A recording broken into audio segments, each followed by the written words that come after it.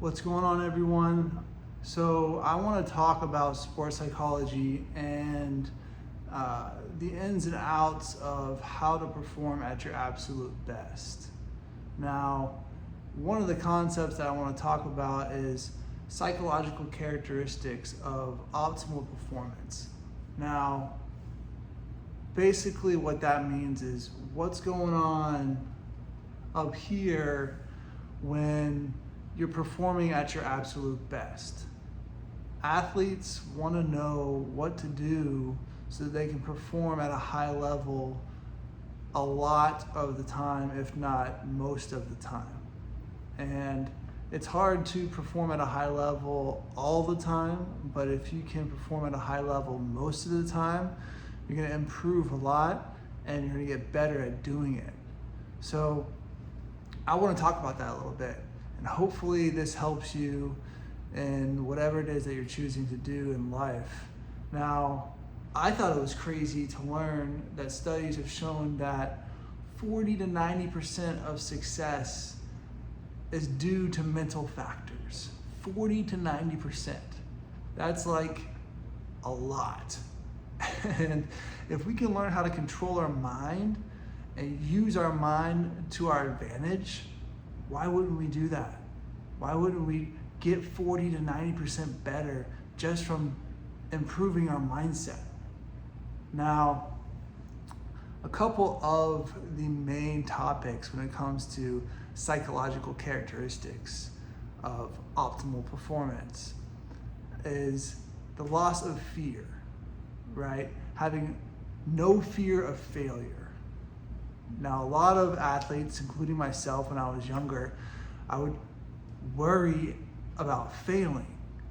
And all of that fear that I had about failing would cause me to struggle when I didn't need to struggle. So learning how to lose that fear of failing and understand that failing is a part of the process and almost encourage yourself to fail just to see what your limits are. Go as far as you can before you fail, and then challenge yourself next time to go a little bit further, and then a little bit further. And then before you know it, you're moving that needle down the line and you're improving as you do that. Another thing is learning how to have total immersion in your activity. So whatever it is you're trying to do, whatever sport it is that you're competing in, being completely in it and not letting negative thoughts or worry or anybody else, what they think, what they may think, what they might think afterwards, pull you out of that activity. But to completely be in it is a quality that's going to help you perform at your absolute best. And that way you can enjoy it. You can enjoy playing the sport. You can enjoy all the ins and outs of the activity that you're choosing to execute, right? To partake in. So learning how to immerse yourself in that experience is super important and a lot of fun.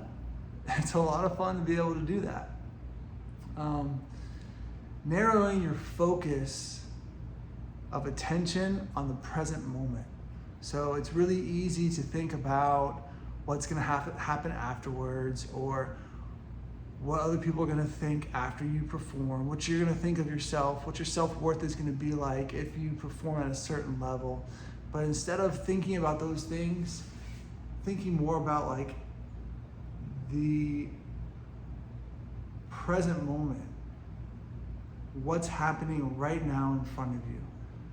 Even right now, like me talking to you on this camera, I'm not the best speaker.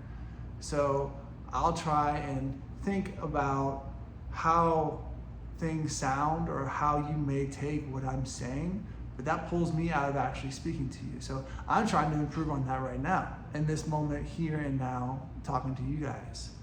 So whatever sport it is that you're in, learning how to immerse yourself and focus on every single moment as it comes. And that's the only thing you're focused on.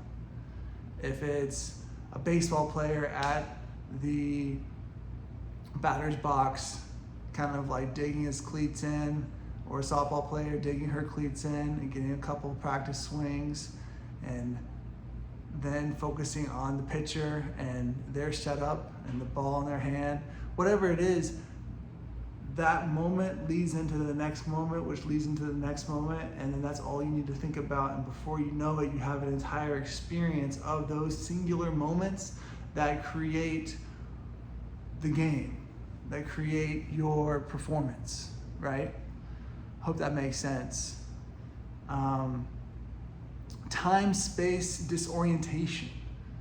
Now, when you are focused on that moment and you're focused on that detail of every moment and everything that happens as it comes, things start to slow down because you're not worried about everything else that's going through your head. Things start to slow down for you, and it almost becomes easier to perform those tasks and those, those steps that you're trying to put together to perform at a high level. When it slows down, you can take each step. You can take that swing at the right time to hit the ball. You can stick your landing like a gymnastics professional. You can take that next stroke with precision in the water. You can see the ball coming, to your competition on the soccer field and time the approach that you need to steal it or to get on defense so that you can stop them from scoring a goal. All those details come from slowing down and being totally in the moment.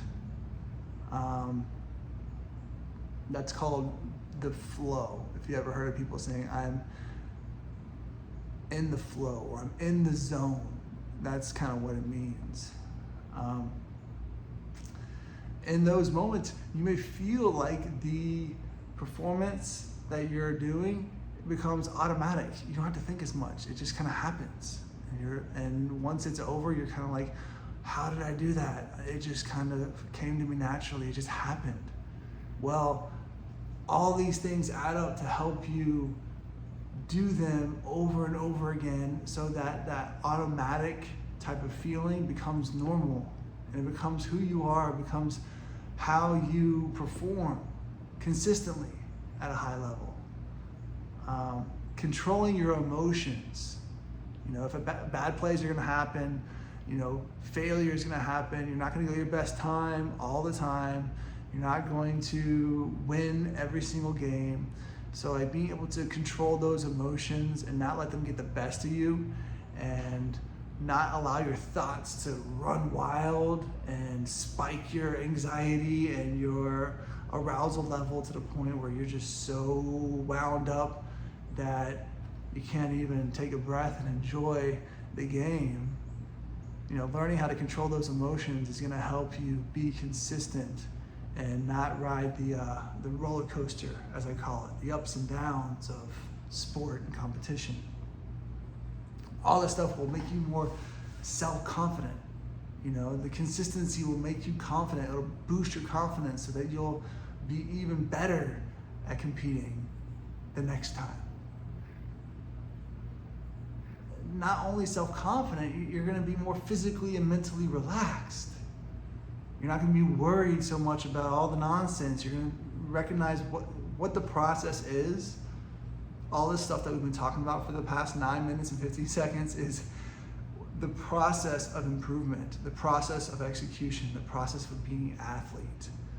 And once you realize what that process is and what it looks like, you'll calm down and you'll be more mentally and physically relaxed so that you can enjoy the process and you can enjoy the competition and the training for the competition. And then once you're not wasting all that energy on nonsense, you can be energized with that confidence and that relaxed mindset and that relaxed physical state. You're going to be able to be more energized to execute the way that you want to execute. You're going to be able to perform the way that you want to perform. You can spend all of your energy that you have inside on the right things. And then from the outside looking in, it'll look like you have a lot more energy than everybody else because you're spending it in the right areas. You're not wasting it on things that don't matter. So hope that this brings some kind of value to anyone out there. And if you have any questions, please comment on the video. And I want to do more of these. The next thing I want to talk about is flow and the individual zone of optimal functioning. Like, how do you perform at that high level consistently, and know how that is applied to you specifically. How can you specifically, for your specific sport, compete at a high level consistency? Because some sports, they require different levels of focus. They require different levels of energy and different levels of angst, right? And being psyched up. So I want to talk about that next time, but I figured I'd get the ball rolling and just give you an overview of the psychological characteristics of optimal performance, and hopefully this sticks with some of you guys. All right, have a great day, and I'll see you soon. Peace.